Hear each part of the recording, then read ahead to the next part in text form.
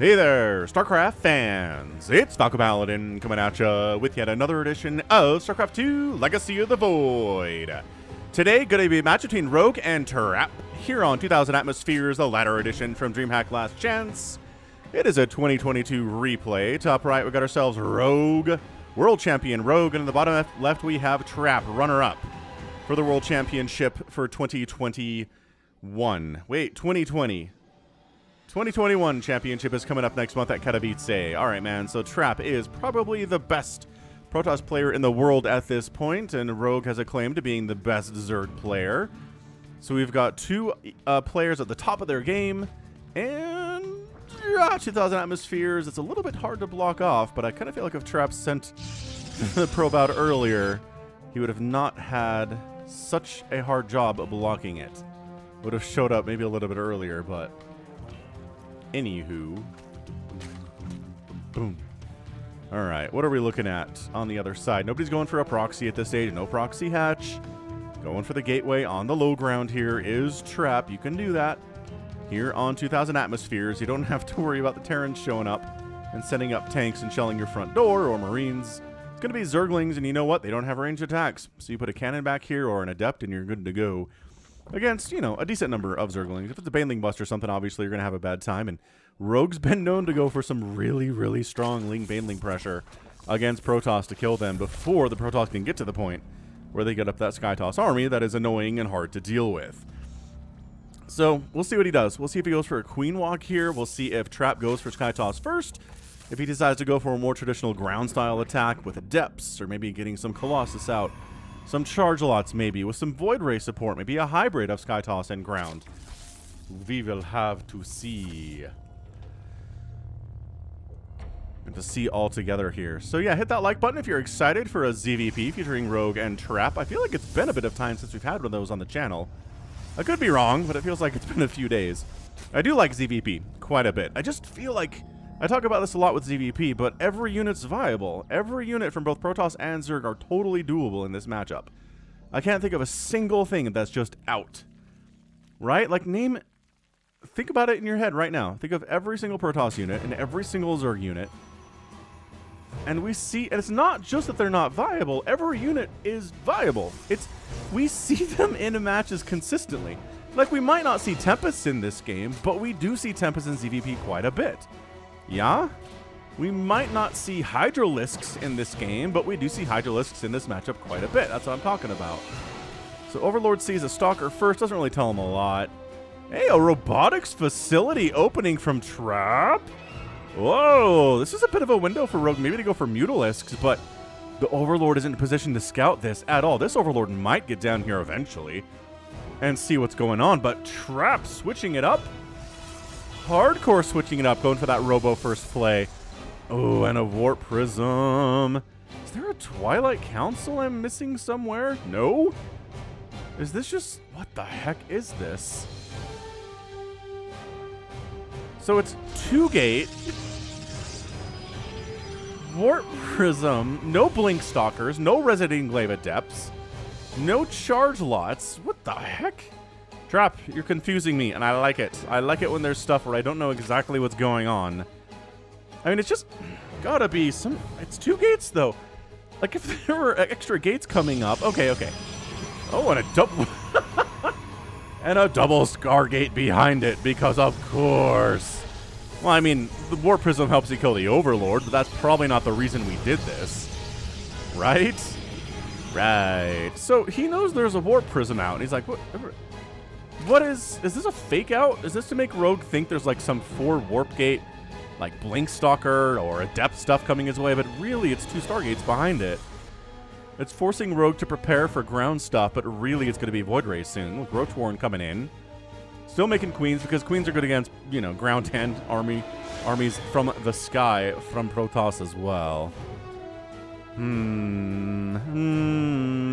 are you doing, Warp Prism? It feels like a fake out. There are not enough Warp Gates to support Warp Gate shenanigans. You can make 2. He's got 2 Stargate, or 2 Warp Gates right now. So, I mean, I guess it gets the Adepts over here a little bit earlier, but... I don't know. And then there's a Phoenix. It's double Phoenix here. Quadruple Phoenix here. And the Overlord ends up seeing it. He knows it's Phoenix. He's making more Overlords. He really should be throwing down spores at this stage. He knows that Phoenix are running around causing problems here. And there's more of them on the way. Dude, Trap. It's Immortals. It's a couple Adepts. It's a Warp Prism. It's a Phoenix. I love it. I think Trap's just trying to throw Rogue off here. He's like, aha, you haven't seen this. You don't see this very often, do you? And then the Lings are like, well, we can kill everything that's on, like, everything that exists here. 4 Adepts, a Stalker, a couple Zealots. Lings can win all of these battles. I mean, with the exception of if you're positioned perfectly here at the third base, which they are. Phoenix, Murder, there you go. Killer Overlord, Spores coming in, recognizing the importance of having Spores in a situation like this. Incredibly, incredibly vital. Ling's going for it, though, and never mind. Doesn't like it. Doesn't like the 2 Adepts and the Stalker here. Shield Batter coming in to defend it, too. These Lings are like, can we? Yeah, it's a really nice wall there with Bob the Zealot and an Immortal. And Adepts end up actually getting into the natural base and killing a bunch of drones without resonating glaives. Because, again, this is not a lot of Adepts. This is 4 total Adepts, okay? Phoenix cruising in. Queen count a little bit too heavy for them. There is a point where the Phoenix ball is so big that queens do not matter anymore. Or maybe try to kill a few Overlords, but the queen ball is supporting them from the ground fairly effectively too. So excellent. This is a non-standard PvZ for sure. I mean, of course, Trap's probably going to throw down a fleet beacon and start making carriers here soon, so I'm not going to get too excited about it yet. Baneling Nest on the way from Rogue. He knows Ground Army is sort of what we're doing. I mean, it's kind of Sentry Immortal, but not really. These Lings come in, see what they're dealing with, and say, okay, all right, let's make a bunch of Hydras. Oh, I love that. I love making Hydralisks here. That's so good against all of this. The Zealots don't even have charge yet. It's working on charge. It's just not coming in. This stage, the Phoenix continuing to cruise around a bit. Ling's getting into this third base, killing a couple probes. Maybe trying to kill a Zealot, but Shield Battery, good unit. And the rest of the army comes back to deal with that too.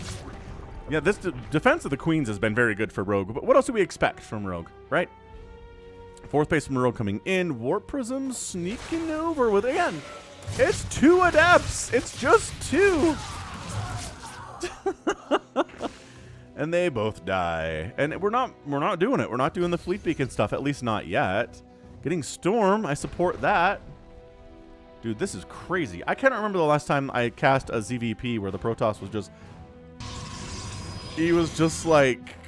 It's Ground Army, and it's some Phoenix, you know? The Phoenix are getting some good work done for sure. I mean... 12 drones down in the first 8 minutes is really good, but Rogue is one of the elite Zerg players that has the ability to handle that amount of damage to his economy and not freak out too much about it. So Rogue's got his 4th base rolling. Trap's 3rd base has been here for some time. Income tab says it's favoring Rogue at the moment.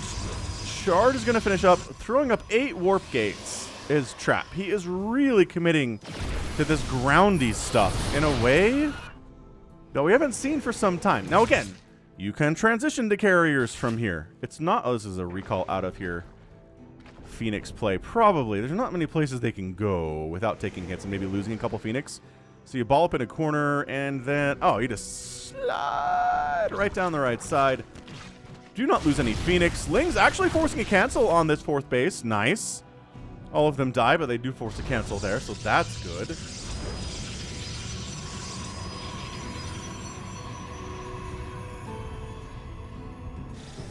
Banelings trying to roll in. Zealots sacrificing their bodies. Shield Battery and a Pylon go down.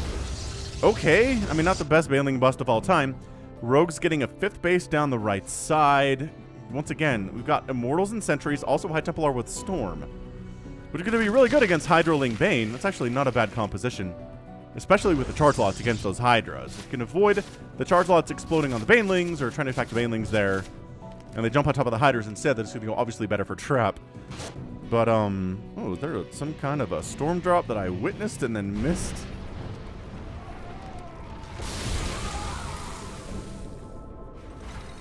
Entirely possible.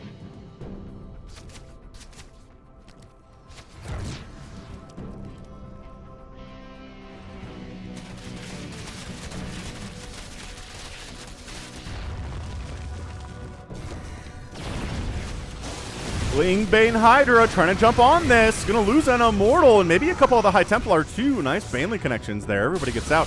Big attack coming in. Nice Archons though, absorbing those Baneling hits. Shield Battery Overcharge being used too. Very nice. And this is when you start doing the little charge lot run by attacks. From different locations, the Warp Prism is being used very effectively to warp in Zealots in places that Rogue doesn't know about, and then run into bases at angles he doesn't expect. His 5th base is rolling. He's got to be pretty happy about that when he's making 32 Zerglings.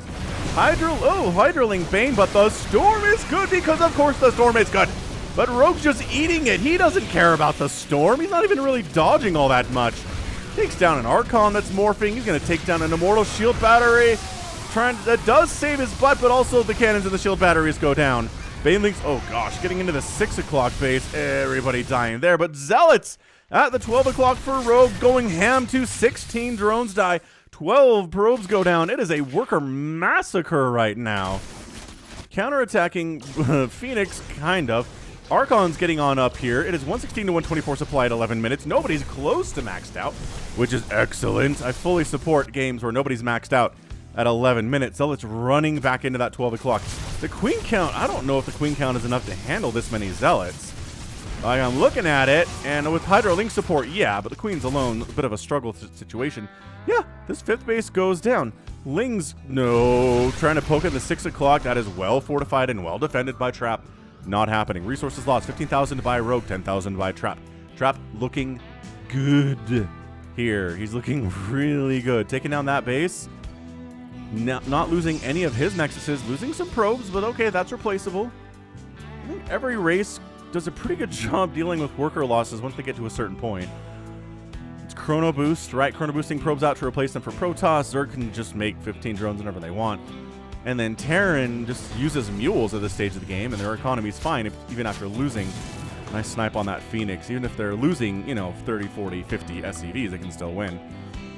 Getting a mothership here is Trap, and once again, I've been watching that production tab trying to see if we're going for carriers, and the answer is no. Not even any Void Rays either. Is Trap styling on Rogue here? See, like, look, man, I know everybody says Void Rays are overpowered, but you know what? I'm not going to make any. I'm not going to make any Sky Toss in this game at all. I'm going back to the roots. Back to how you used to play before the Void Ray buff. With your Archons and Immortals and High Templar and beautiful Psionic Storms placed everywhere. And then Zerg was complaining about Psionic Storm, right? Poor Zealot. He dead. Do we have adrenal glands? No. We don't have a hive yet either. Fair enough. We're working on it. That is an infestation pit. And a Lurker 10 coming in. Oh, he is making carriers. All right. Trap not styling on Rogue. Trap trying to win this game traditionally to some extent anyway. Overlord comes in. Does see, okay, there's another Stargate. There's a fleet beacon. That's all I needed to see, thank you. There are definitely carriers on the way, and a Spire getting tossed down would be good, unless you're planning on going for Microbial Shroud and Hydralisk to defend against the carrier attacks, which we've seen work and fail on this channel over the last 6 months or so. It's taken a while for certain players to warm up to the concept of Microbial Shroud, but we've seen them do it. We've seen them intentionally go for it and use it as part of their strategy and not like a desperation, oh no, I didn't make a Spire and my enemy went carriers. What am I going to do, right? I guess I'll try Microbial Shroud, you say, sadly. Yeah, +3 attack on the way. There's your Hive from Rogue, throwing down a Spire. He's like, okay, you know what? We do probably need Corruptors at this point. Archons, man, beautifully placed Archons to intercept that Baneling attack. That would have definitely kept going if not for the fact those Archons rolled in. Zealots were going to be enough to change it, and definitely had to be those Archons. Top left base for Rogue on the way. It is his replacement 5th base. Maybe trying to sneak down the right here too and expand as well on 2,000 atmospheres. Mothership is alive for the time being. Expect her to die a couple times today. Just a really important structure. A really important, I guess it's not a structure, is it? She is a unit, and she's very important. And that just means Zergs are going to target fire her for the most part. Kind of like how a bunch of Infestors will die in this game, because Infestors are really important too. A lot of Lurkers are going to die. So Lurkers end up burrowing down, forcing a cancel on Trap's attempt to take a 5th base on that left side at the 9 o'clock position. Lings and Banes considering sneaking down this way. Can they get in there? They can. Dude, those are High Templar what are going to die. Oh! Dead High Templar trying to make that pylon go down to some extent. Also getting among these probes. And 12 probes go down, but guess who's going for it? Trap is making his move. There's no real anti-air here. There's some queens, and lurkers don't count. It's all queens and a handful of hydralisks, which may be going to be enough to force this back. I mean, it's not like there's a ton of carriers. There's only 6.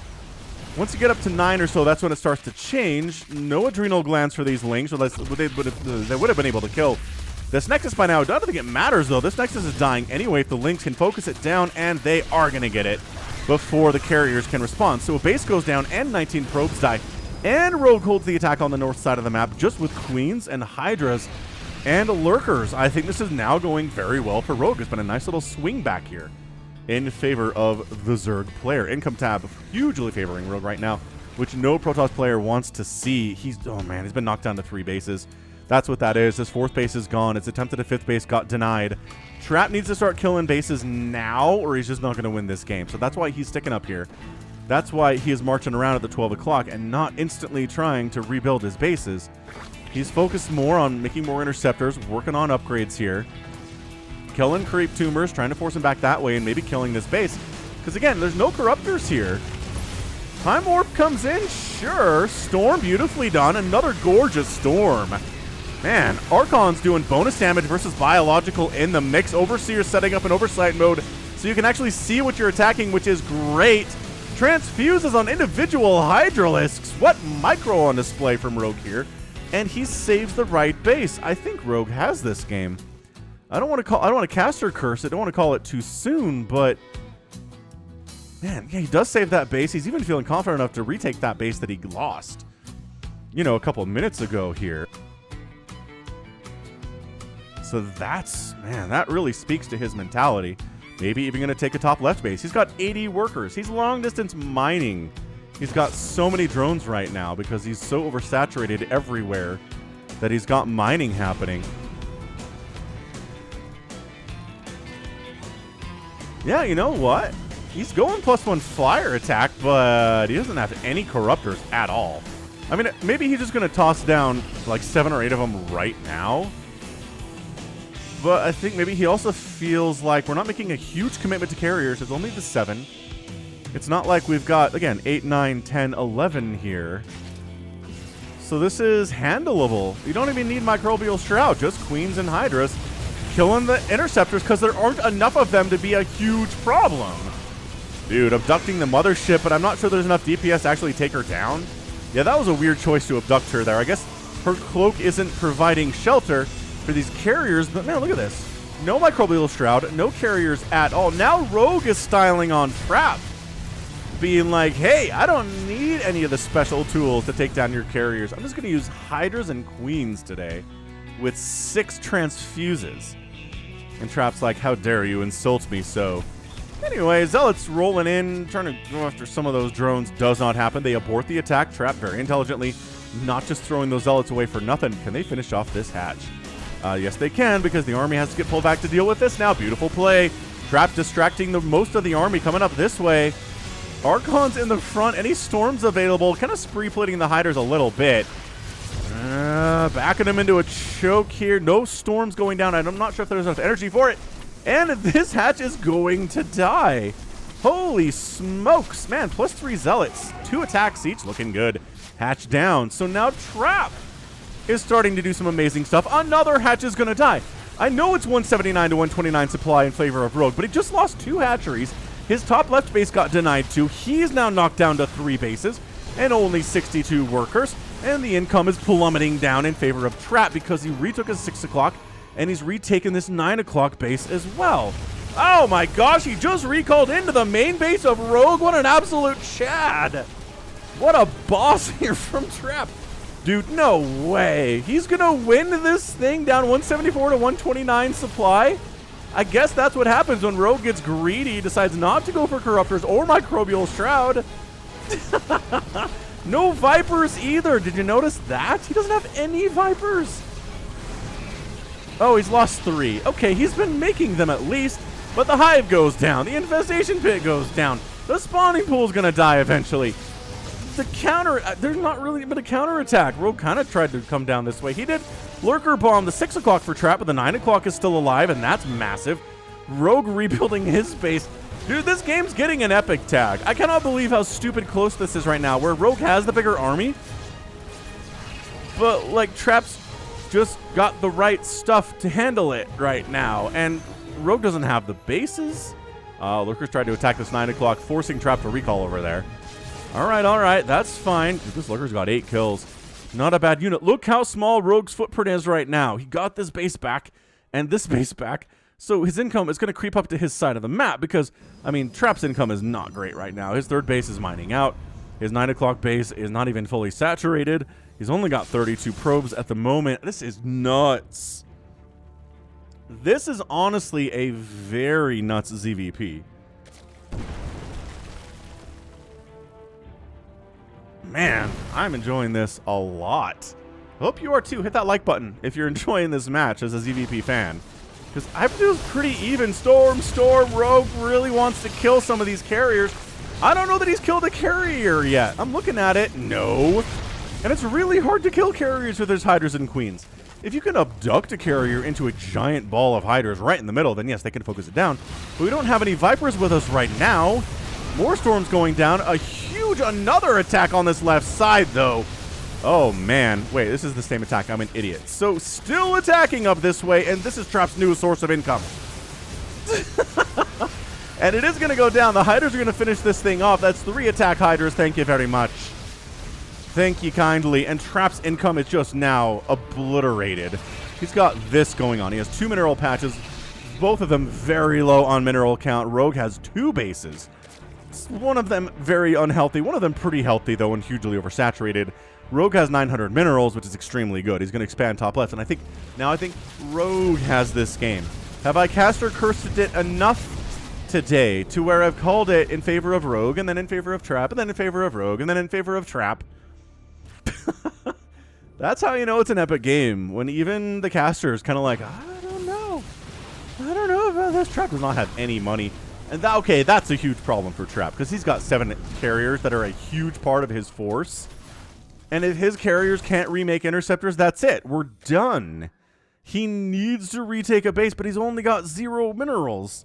So getting enough money to rebuild a base is impossible. He needs to kill Rogue now.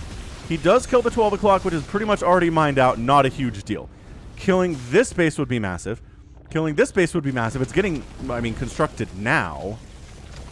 He needs huge disruptor hits. He needs amazing storms. I don't even know if he has any storm available here. Or is High Templar alive? He's got 1 with 72 total energy. So he'll have 1 storm, which is nice.